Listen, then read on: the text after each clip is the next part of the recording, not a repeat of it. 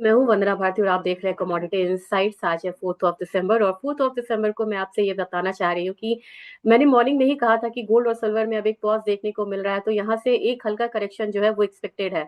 Major trend confusion नहीं रहना चाहिए, मेजर ट्रेंड अभी भी अपसाइड का है, लेकिन फॉर द टाइमिंग एक करेक्शन आएगा जो बायर्स को री एंटर होने का यहाँ पे मौका देगा।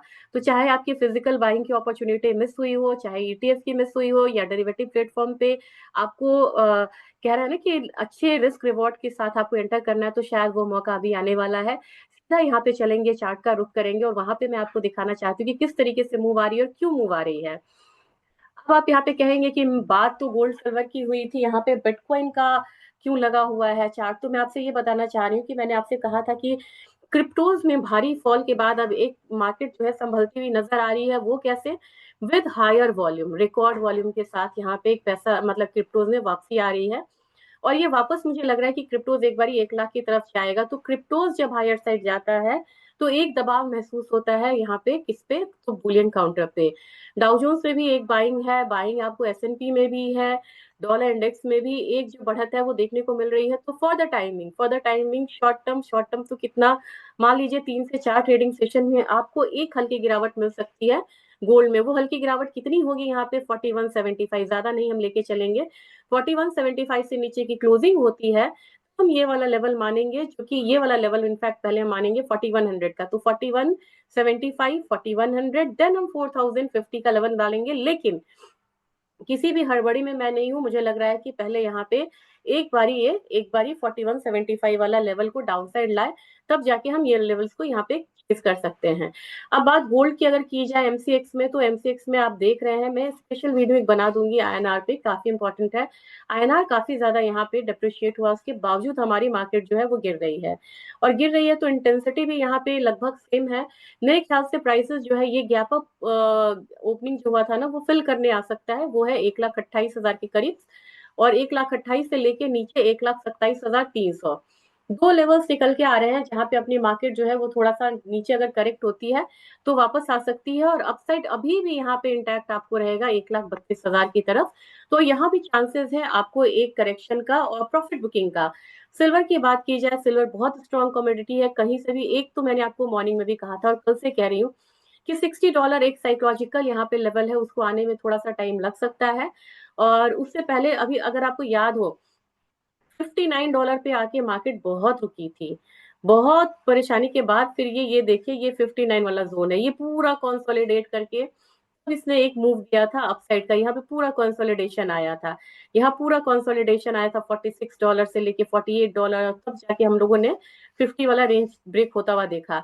लगभग यही वाला एक टॉप जो है यहाँ भी बनने की कोशिश कर रहा है। ये टॉप यहाँ पे आप देखिए, ये टॉप बना, फिर से कंसोलिडेशन आया, फिर अपसाइड बना, फिर डाउन साइड आया, कंसोलिडेशन बना, फिर एक अपसाइड आया, अब यहाँ पे एक बार फिर से डाउन साइड आएगा, कंसोलिडेशन बनेगा, फिर अपसाइड आएगा।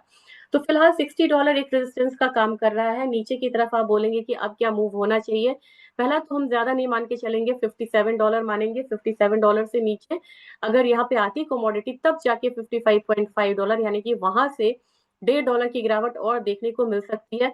हमारा मार्केट यहाँ पे रिफ्लेक्ट कर सकता है, ये आपको लेवल है 1,72,000 वाला, वहां तक मार्केट एक बार करेक्ट होके आ सकती है। और इससे पहला लेवल मैं आपको जरूर देना चाहूंगी 1,76,000, ताकि वो लेवल आए तो आप अपना अपॉर्चुनिटी मिस ना करें यहाँ पे। और इसीलिए मैंने कैप्शन में ही दिया था कि बुलियन अब एक रेंज में नजर आ रहा है। ऑयल की बात की जाए तो ऑयल में अभी मुझे लग रहा है कि ऑयल बढ़िया चलना चाहिए, $60 को ब्रीच करना चाहिए इस बारी। और हमारे मार्केट में आप बने भी रह सकते हैं, 5450 से लेके 5500 तक की मूव है। और पुतिन अभी इंडिया में है, काफी चीजें हो रही हैं, वेनेजुएला पे अटैक हो रहा है, इन सब चीज के बीच में एक लंबे कंसोलिडेशन के बाद ऑयल यहाँ से बढ़ता हुआ थोड़ा बहुत दिख सकता है। नेचुरल गैस में अब $5 से ऊपर है नेचुरल गैस पे। मैं कल आपको स्पेशल वीडियो दूंगी और उसमें मेरा जरा बड़ा टारगेट होगा, वेट करिएगा, वीडियो जरूर देखिएगा। और मुझे लग रहा है कि शॉर्ट वीडियो रहेगा, शॉर्ट वीडियो बहुत ज्यादा नहीं, लेकिन प्राइसेस जो है वो हायर साइड अब आपको ब्रीच करता हुआ नजर आएगा।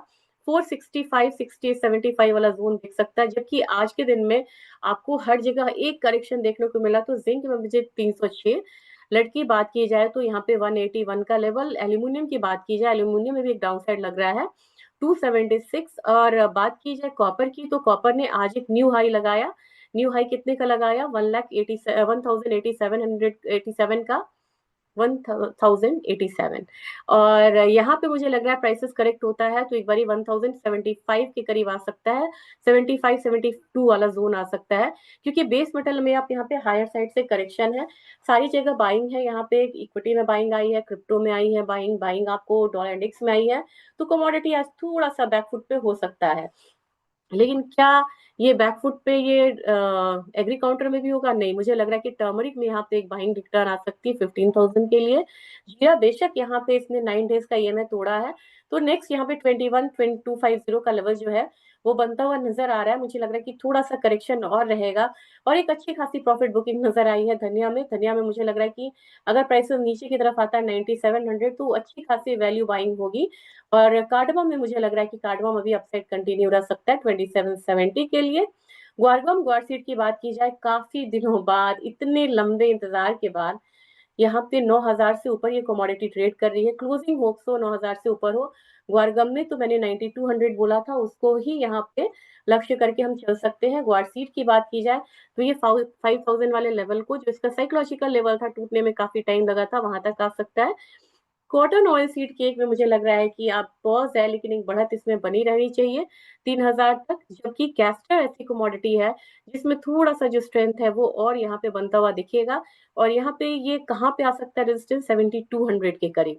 अगर हम यहाँ देखें कि कौन सा इकोनॉमिक कैलेंडर में क्या सब है, यहाँ पे कितने इंपॉर्टेंट है, ज्यादातर आपको जो डेटा है ना वो मान के चलिए कि इनिशियल जॉबलेस क्लेम है, क्योंकि एक इम्पॉर्टेंट डेटा है जॉबलेस क्लेम पे, ज्यादा लोग आ रहे हैं, ये एक निगेटिव डेटा भी यहाँ पे हो सकता है। और कल के डेटा की अगर बात की जाए तो कोर पीसी प्राइस इंडेक्स है, और ये सब अनचेंज्ड है, तो डेटा से आपको बहुत क्यूज नहीं मिलेंगे। क्यूज आपको मिलेगा कि अब मार्केट कहाँ मूव हो रही है, जैसे कि आपको एग्री मार्केट, गोल्ड की जो मार्केट है अब शिफ्ट हो रहा है कॉमेक्स से लेके शंघाई में, कॉमेक्स में वॉल्यूम कम हो रहा है और ऑप्शन में उसके कॉल और पुट के प्रीमियम बड़े एक्सपेंसिव हो गए हैं, तो मेरे ख्याल से अब वहां पे थोड़ा सा वॉल्यूम कम हो सकता है। लेकिन आप भूलिए नहीं खरीदारी करना गोल्ड और सिल्वर में, अगर आपको यहाँ पे शादी के पर्पज से लेना है, या गिफ्ट पर्पज से लेना है, या इन्वेस्टमेंट के पर्पज से लेना है। Thank you.